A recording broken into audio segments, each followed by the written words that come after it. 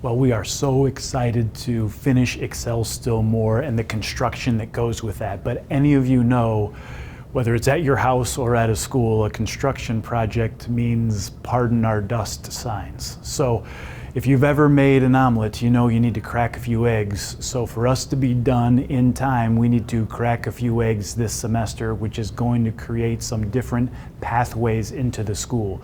You notice the lobby is behind me. These doorways will be closed. There will be great instructions for you to be able to follow, but we wanted to let you know that there will be a different traffic pattern. There will be a different place to pick up and drop off. There will be a different place to enter in. All of that information you'll find down below.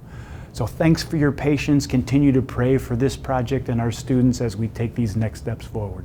We love you.